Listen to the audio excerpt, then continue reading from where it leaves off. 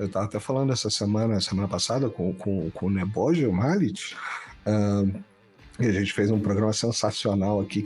Se você não assistiu, foi do caralho, que foi o Prelúdio à Primeira Guerra, Prelúdio à Guerra Mundial. Eu vi o card. Você viu o card. A gente fez uma análise uma horinha, uma análise sobre os prelúdios, como era o panorama do mundo pré-Primeira Guerra Mundial, né? Porque a gente costuma botar o trigger, né? Como o assassinato do Franz Ferdinand, mas a gente esquece que o bicho já estava pegando aqui muito antes. Isso é um pretexto. Isso é um pretexto. Pois é.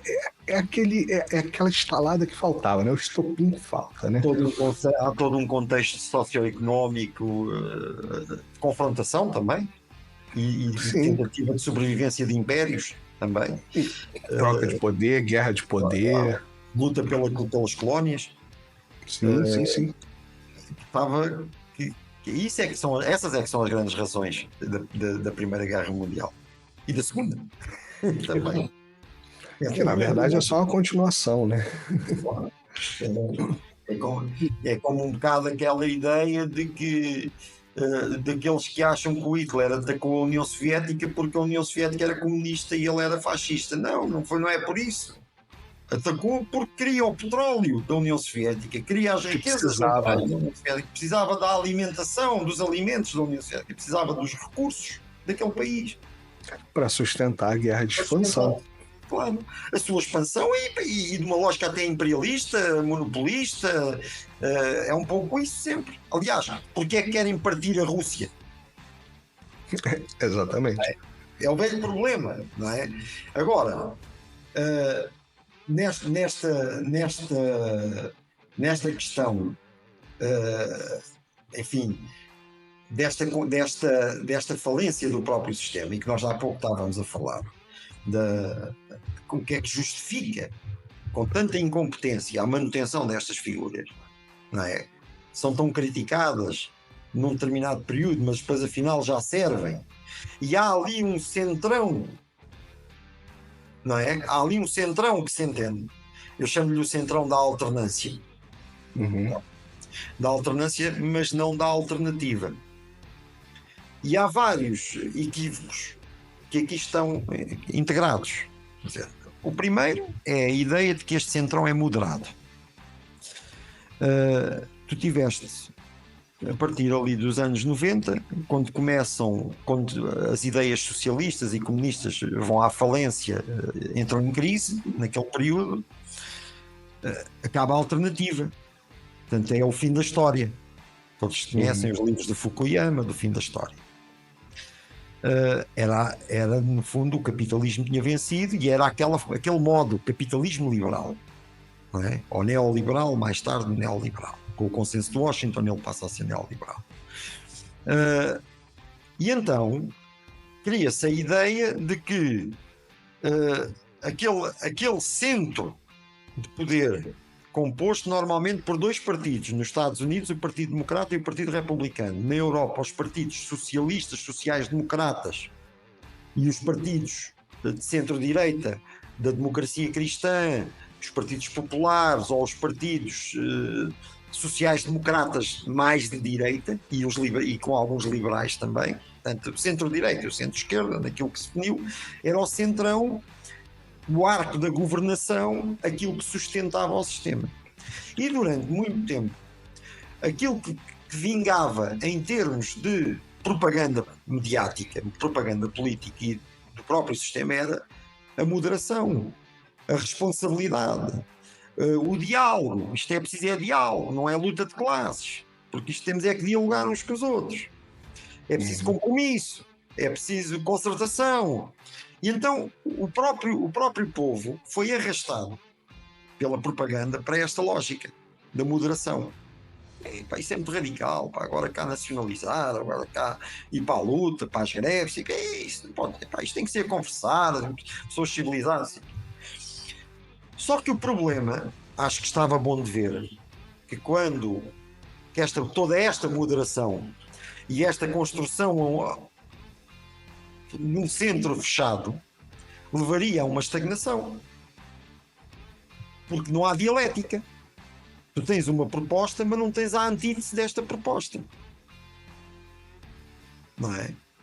E se não tens a antítese desta proposta, ela tem o poder absoluto. O que é que acontece quando se tem o poder absoluto? Não é?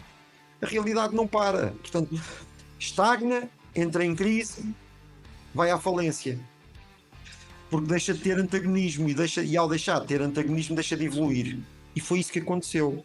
Até ao vencimento do centrão, liberal ou neoliberal, se discutias se devias de ir para o socialismo, se era antes o capitalismo, mas discutias isso.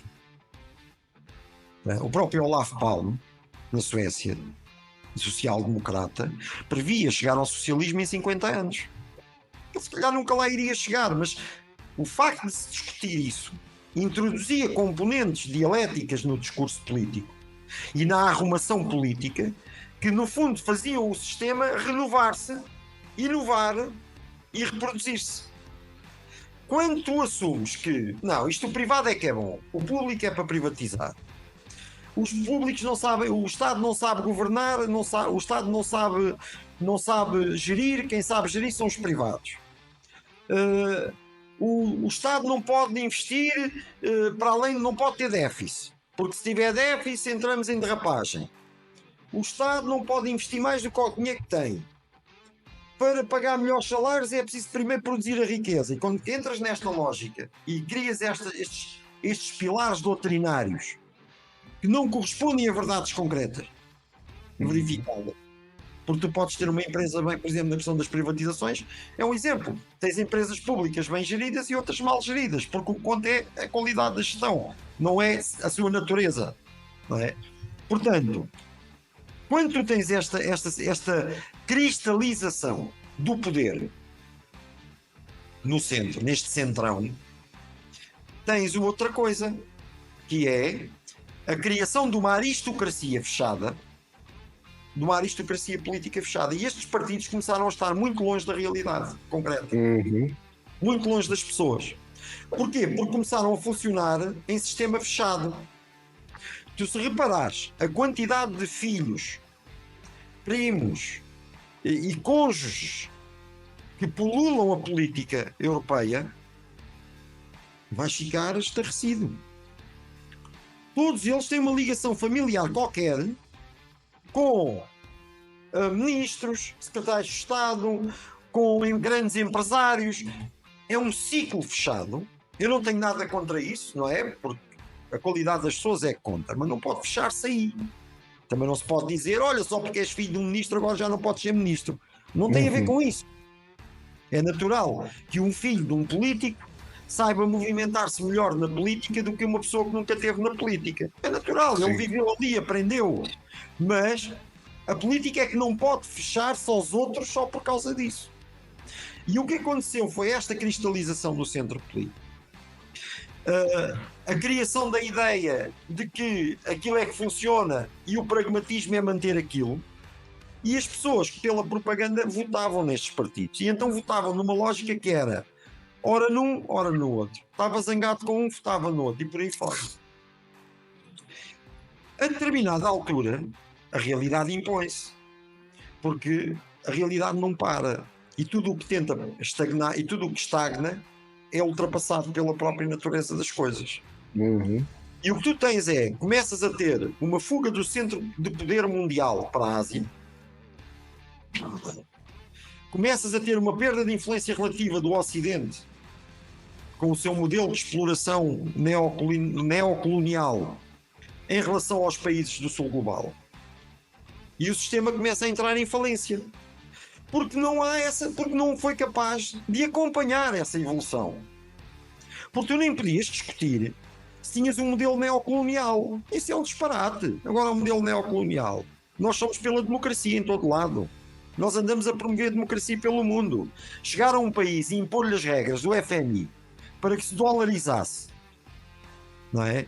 E para que privatizasse as suas coisas para serem compradas pelas empresas ocidentais, isso era democracia. E, portanto, os partidos que diziam assim, alto lá, isso é neocolonialismo, vocês são os radicais. eram partidos extremistas. Vocês são extrema-direita. Ou extrema-direita ou extrema-esquerda. E, portanto, isto fez com que estas franjas, não é? Ficassem de fora do discurso político, sucessivamente fossem ficando fora do discurso político, até que a realidade e as dificuldades começam a impor. E aí a extrema-direita é especialista em pegar na demagogia. E depois há uma questão que não podemos ser anjinhos, como eu costumo dizer. Vamos lá ver. Quando nós, nesta questão do centro e do que é a extrema-direita e a extrema-esquerda, isto é analisar a política como se ela fosse uma reta. E tivesse ali uma parte ao meio e depois um lado no extremo e outro lado no outro. A política não é assim. A política hoje em dia é um triângulo com vários vértices. Ou um triângulo, ou um quadrângulo, ou o que for, com vários vértices. Por exemplo, nesta questão da guerra, nesta questão da relação com o sul global, com os BRICS, quem é que são os moderados? Os moderados não são os partidos do centro. E nem os de esquerda. Não, são alguns de esquerda, não é? E alguns de direita. Dependendo dos contextos políticos. Por exemplo, em Portugal é o Partido Comunista Português, que é o moderado, que defende o diálogo com todos os países.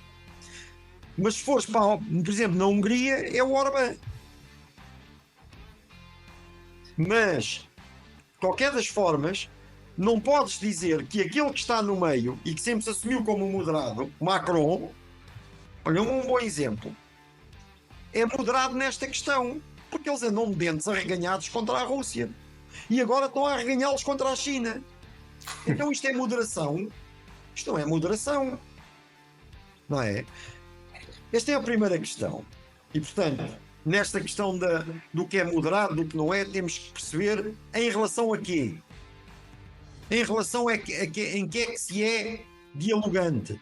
Em relação a que é que se faz compromissos? Não é? Porque eles são moderados na relação entre o interesse dos trabalhadores e dos povos e a relação entre os oligarcas. Aumentar os impostos às empresas, nem pensar, temos que ser moderados. Isso afasta as empresas daqui. Mas se for aos trabalhadores já pode. Não é? Aborto, não, isso é contra a vida. Mas se for um trabalhador ser atirado à rua depois de 40 anos a trabalhar e ficar sem casa, isso já pode. Ou seja, ele só não pode perder a vida quando está no útero. Quando sai do útero para fora, já pode acontecer 31 por uma linha. Portanto, o que é isso da moderação? Não é? Do equilíbrio. Em relação a quê? E nas questões fundamentais que temos hoje em dia, e uma delas é a relação com o mundo, a relação do Ocidente com os países, com o Sul global e com as potências emergentes. Quais é que são as potências emergentes? É a China, é a Rússia, é o Irão, é a Índia. E o Brasil. Quais é que são as relações com estes países? Não, mas é uma potência, ou pelo menos tem potencial emergente. Eu vou até fazer um parênteses aqui rapidinho nessa sua explanação. Primeiro que eu queria falar ali sobre a questão da Suécia, que você falou, a questão do socialismo em 50 anos, né? Então, falando em socialismo, quero agradecer aqui o José Davi pela paçoquinha aí, nossa, mandou 2 eurão aqui de contribuição pro canal, valeu, José. E tem Álvaro Puey tá impaciente aqui, a gente vai falar de Orbán, tá? Talvez não seja tão... Já pincelamos, mas vamos falar de Orbán. Mas é interessante, sabe o que eu acho interessante, Hugo? É que assim, dentro da minha ignorância, e eu não tenho a mínima vergonha de me colocar como ignorante nas questões geopolíticas, porque eu não estudei para isso, né? Eu não tive um convívio para isso. Mas dentro da minha ignorância, eu sempre entendi a questão do capitalismo e socialismo, que hoje eu já não vejo nem como... Eu já tenho um pouco de receio de usar essas palavras, mas eu sempre vi essa questão de o capitalismo ser um modo transicional para um socialismo ou um outro sistema mais igualitário. Eu sempre vi como uma questão transicional, né? E aí quando você fala sobre a Suécia... Teoricamente é. Então, e talvez até não seja, a transição talvez não seja nessa direção, talvez a transição seja na outra direção, mas o capitalismo não liberal, não o liberalismo da escola de Chicago, aquele negócio todo. Como a gente vê na China, por exemplo, né? A China era um país que se fechou, né? Trabalhou muito na questão das comunas, né? Do trabalho cooperativo, aquele negócio todo. Coletivização, exatamente. Aos poucos foi se abrindo em algum momento, e hoje, porra, não dá para falar que a China é uma potência comunista, né? É um sistema socialista, porque o controlo ou seja, o controlo político é socializado, digamos assim. Mas a Não é própria China, ela é. se chama o sistema político deles é o socialismo no modelo chinês, né? Então, assim, não é o socialismo marxista, não é o capitalismo de Chicago. E deixa-me só dizer-te uma coisa, que é isto, que esse é uma presunção que é preciso desconstruir. A ideia de que os sistemas são todos iguais. Os sistemas não são todos iguais, tal como o capitalismo não é todo igual. A construção de um sistema está intrinsecamente ligada aos condicionalismos históricos daquele país, ao processo histórico daquele país. E todos os sistemas que tentaram reproduzir o seu próprio modelo nos outros países falharam. Uma das críticas que nós fazemos aos Estados Unidos, qual é que é? É eles quererem impor o seu modelo aos outros países. Para eles o modelo funcionou, mas o modelo não tem que funcionar para os outros, porque os outros países são diferentes, têm contextos históricos diferentes, crenças diferentes, processos totalmente diferentes, né? Então, estágios de desenvolvimento diferentes. É o que estuda, por exemplo, a quarta teoria política, né, do Dugin, né, que não é uma definição, não é uma doutrina, é um estudo exatamente dedicado a cada país fazer o seu, né? Não é ele que vai definir. Por exemplo, um dos problemas, uma das críticas que faziam à União Soviética era a União Soviética querer reproduzir o seu modelo. Aliás, há quem diga que essa foi uma das quesílias entre Mao, não é? E Stalin, e mais tarde com Khrushchev. Porque por acaso há um gajo que é o Peter Lee, chinês, ele é muito bom.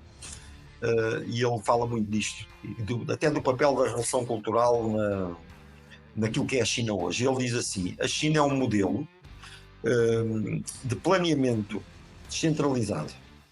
A União Soviética era um modelo de planeamento centralizado. E elas, no fundo, partem de conceitos diferentes. Agora, porquê? Porque são processos históricos diferentes também. Se fores ver o chamado socialismo cubano, é muito diferente do soviético, já, até do ponto de vista das próprias liberdades individuais. Por exemplo, aquelas questões do transgenismo, a Cuba já tem isso na Constituição, não é? As questões da homossexualidade, etc., da própria religião, não é? São muito mais tolerantes, mas isso tem a ver com o quê? Com aquele povo é diferente, não é igual. Quando nós olhamos para o que era a União Soviética era um país cheio do feudalismo. Como é que achamos que eram aquelas pessoas? Eram tipos tolerantes, abertos? Não, eram pessoas fechadas. É um bando de cabruco. Não é? Portanto, o primeiro conceito, um dos pilares do pensamento marxista, que é que nós somos produtos do meio, então temos que pensar que não é possível construir uma coisa com pessoas que são feitas no outro lado. As pessoas são aquelas que estão ali, não são outras. Isto é o que eu costumo dizer. O tipo é comunista, devia de ser assim ou assado. Não, está bem, ele é comunista, é o que ele quer ser.